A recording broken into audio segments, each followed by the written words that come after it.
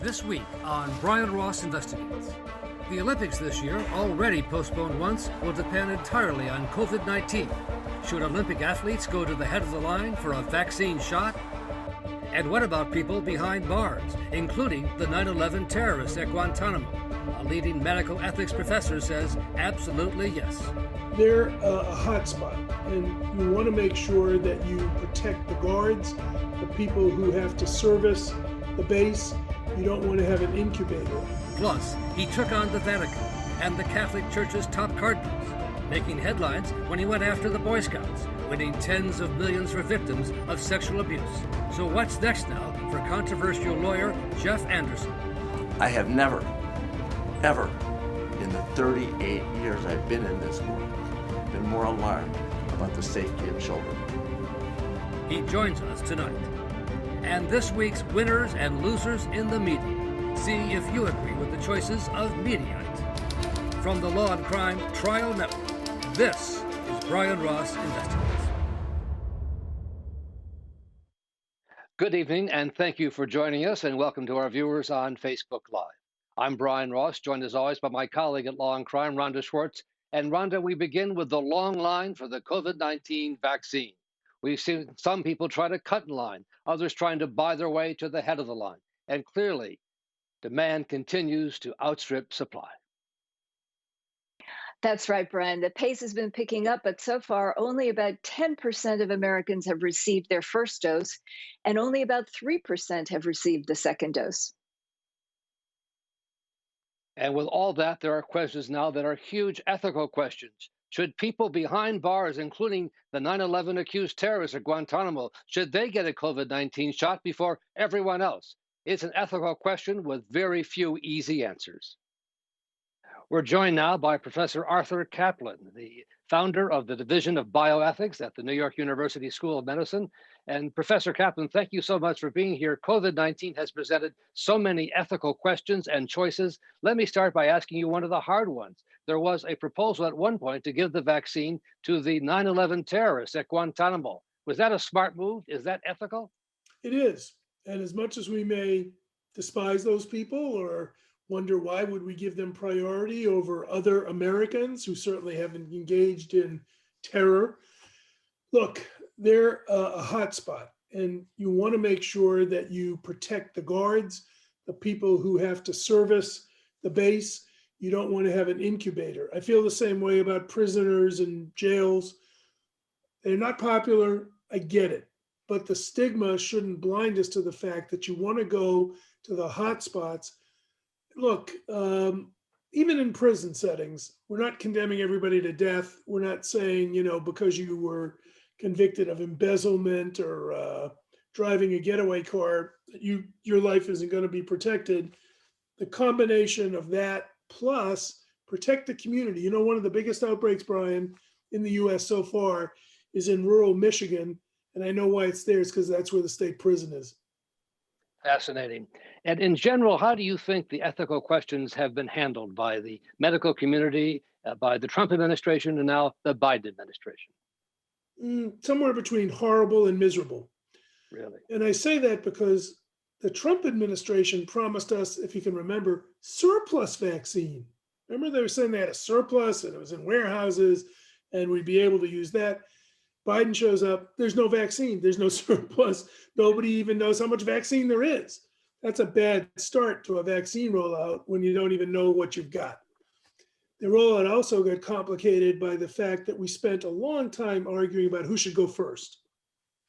People in nursing homes, people in prisons, people in group homes, which by the way, we continue to neglect, but it turns out the death rates, if you're intellectually impaired, say Down syndrome as an adult, really high.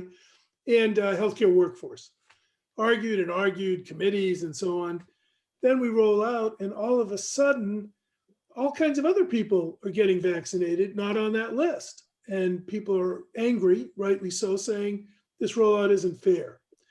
And one other point that I think we botched, and I'll put myself in the category of people who didn't see it straight. It was great to have rules. It's great to roll out and say, you go first and you go second, and you're important as a healthcare worker, and we're going to do the nursing home people. That's great. What drives distribution of vaccine is logistics.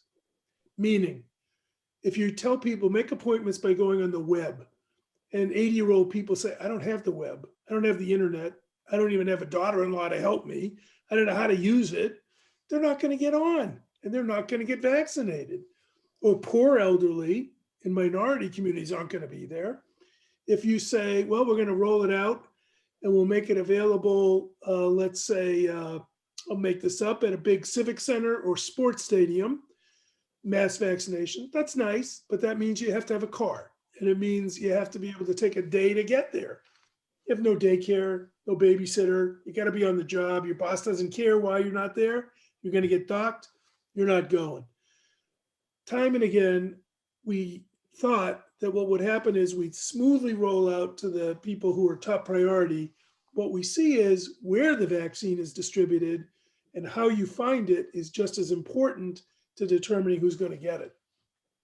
As we approach the summer, there's all kinds of talks about getting vaccinations for athletes, college and professional. Should they get some kind of priority? Is there a societal need to have sports? Well, I've been controversial a little bit in saying I think we should pay attention to prisoners, even though politicians don't like that. And I'm going to say I think we should pay attention to some athletes. And here's why. I think a case can be made, and I'll make it, that some athletes are essential workers. If you're quarantined, if you're isolated, if you're home and you're looking for entertainment, it's part of mental health. I've watched more sports than ever, and I'm not the world's biggest sports fan of all sports, but I find myself, watching Division III hockey all of a sudden because it's kind of on and I'm still here.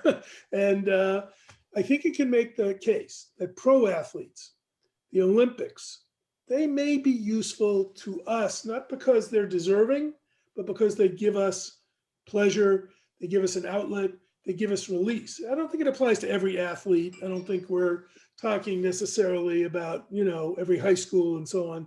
But I do think, as much as people argue about what's important in distributing vaccine, we tend to look at who's going to die, but I also think we need to look soon at quality of life. And so they may fit in there. I think the Olympics may happen if we use vaccine that way. And I think the world may actually wind up saying, you know what? Maybe a few less people who are delivery people got vaccinated, but that was meaningful to us, helped get us through.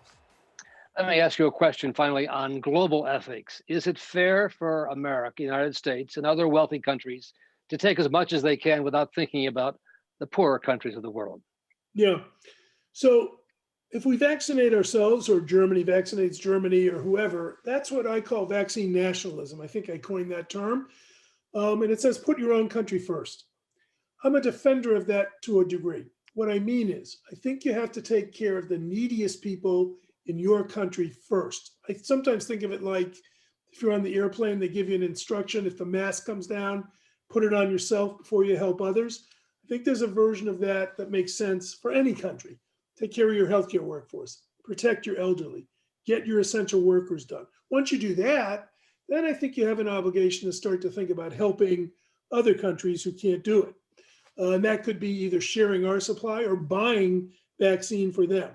So up to a point, I think we should vaccinate our own neediest people first, the people we need to get the economy going. Then I do think we should try to help others. And you see that happening, though? Not in a political sense? No. Not yet. I still think right now most politicians are like, we're going to vaccinate every single breathing American before we start thinking about other countries. I don't think that's smart. One reason it isn't smart is it isn't even prudent. You don't want those countries blowing back on us with continued outbreaks of new mutations. You want to take care of them too. It's prudent. Is it fair to say we're not safe until everyone else is safe too? I do. Watching the mutation rate on this virus, which is going faster than I thought it was going to, nobody's safe until we tamp it out everywhere. All right. Professor Arthur Kaplan from the New York University School of Medicine, thank you so much for being with us here tonight. Thanks for having me. Coming up next, the lawyer who took on the Vatican and the Boy Scouts of America over widespread sexual abuse joins us to talk about his next big case. You're watching Brian Ross Investigates on the Law and Crime Trial Network.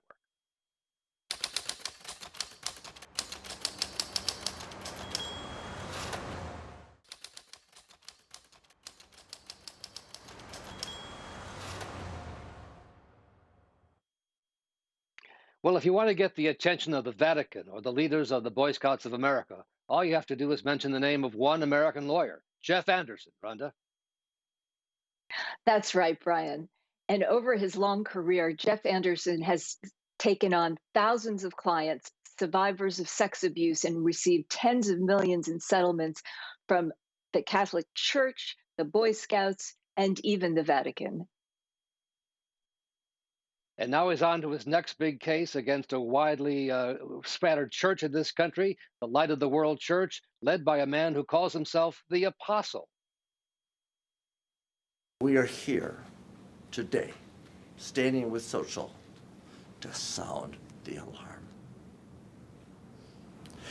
and to expose the culture and the predators that are active as we speak, not just in trafficking, not just in sexual assault, not just in the cover-up of it, but in the silencing of anybody that would speak against them.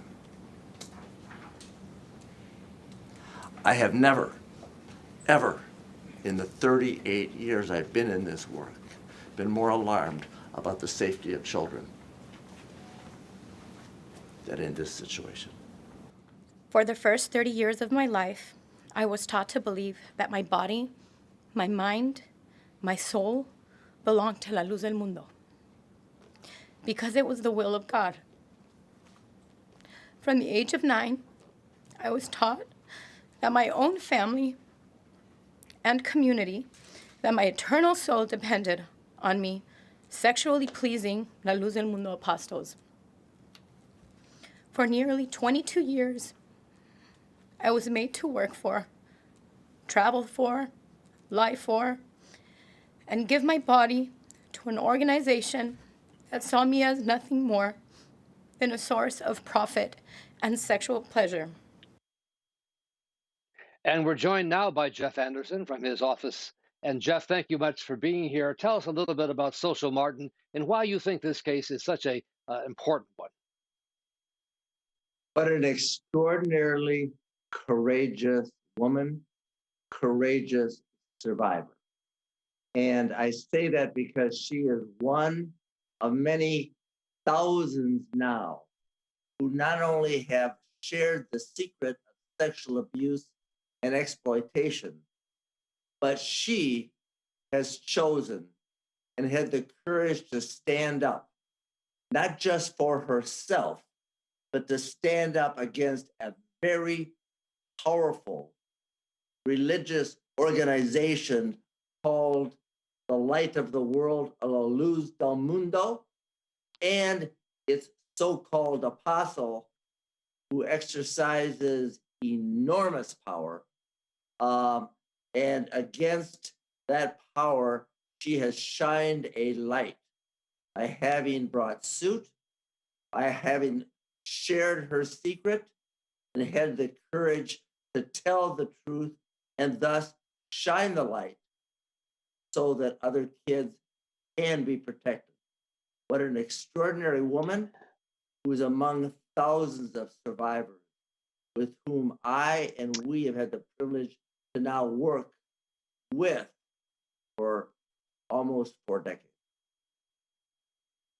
As you know, the apostle, Nathan Joaquin Garcia, has pleaded guilty to more than 20 criminal charges and is awaiting trial in California. Why the civil lawsuit now? You're going after the church and him? Yeah, he's actually pled not guilty and is awaiting trial and being held in very high bail as we speak. And the civil suit has been brought by her and by us because it really is an opportunity to bring more light and more truth to what he and those around him have done to so many for so long, using their power, using their position to not only exploit children and vulnerable adults, but to allow so many else around them to do it. And this civil suit brought by her and others like her really brings light and truth to bear in a way that a criminal case can't. Because a criminal case focuses on the offender, The civil case focuses on the culture that permits the offender to engage in the criminal conduct and the cover-up and concealment of it. And thus, the civil suits that both Social Martin has brought and the other survivors with whom we work bring and continue to bring really protect kids in the future and help those Jeff, that have been hurt. a question for you, Jeff, from Rhonda Schwartz. Rhonda? And Jeff, you're so well known for the cases that you brought against the Catholic Church. Are you finding, is this a church or is this a different kind of organization? And are there special perils here? Many of the survivors that we've spoken to have told us they're very afraid to speak out. Well, you know, this journey for me working with survivors began in the early 80s, in the first suit brought against the Catholic bishops in America, and exposed their concealment and cover-up of it. The case by Social Martin parallels that effort that began for us almost 4 decades ago. But the thing that makes this so stunning after all these years is the peril that is so present in real time, right now. And that means that what he, the apostle, and that culture, which calls themselves a church that more appropriately resembles a cult. And any definition of cult applies here. Power concentrated And in do a you leader uses it. Why do these cults, this widespread sexual abuse, what's at the heart of it? Why do we keep seeing so much? Well, I think at the heart of this cult and this particular case is a concentration of power using divinity and using the power that they have over the souls and the care of the souls. And in addition, they use fear and they use intimidation and they use money. And with the power of their divinity and the power that they enjoy over the souls of these adults who join them, and they exercise it, and they also use intimidation, threats All of right, physical well, Jeff violence. Anderson. Right. All right, Jeff Anderson, thank you so much for joining us. Continue to do the good work you've been doing that's made your name so well known and so feared by people in power. Jeff Anderson, thanks much. Thank you. Coming up next, this week's winners and losers in the media. See if you agree with the editors of Mediaite about what they have to say about Lou Dobbs. You're watching Brian Ross Investigates on the Law&Crime Trial Network.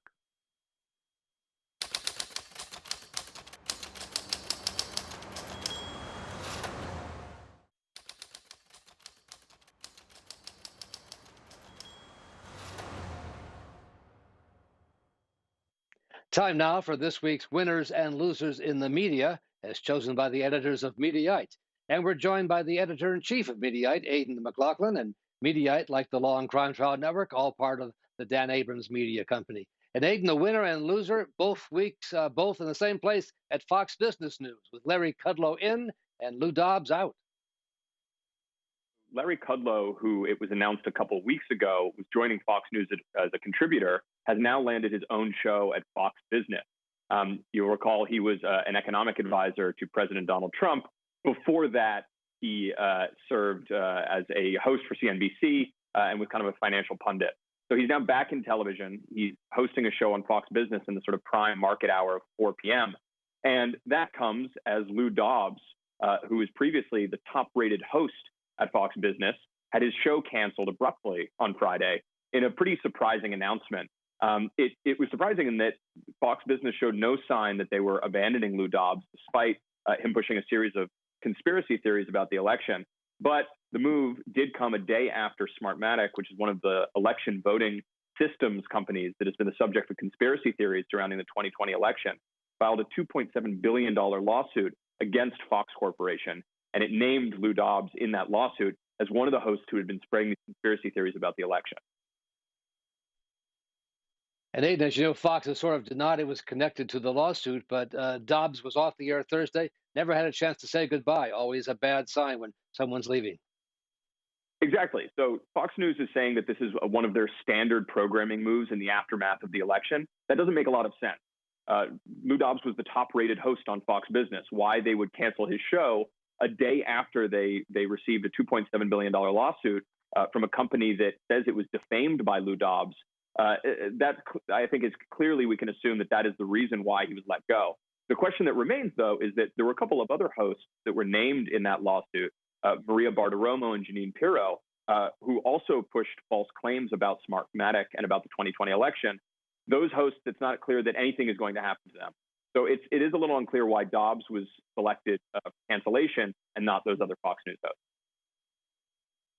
And quickly, in 15 seconds left, what's next for Lou Dobbs, do you think? You know, Newsmax and OAN have already signaled that they'd be open for him to join them. He's getting on there. I don't know if he has much of a career left. He seems pretty content to be, bashing Fox on his Twitter feed for now, but we'll keep our eyes open. And so far, he's been tweeting out retweets that are critical of his old bosses at Fox. So we'll see. Aidan McLaughlin, thank you so much for joining us. Good to have you, as always, on the program. And thanks to all of you for tuning in tonight to watch Brian Ross Investigates. And thanks to the great staff at Law&Crime for getting us on the air and off the air without a hitch.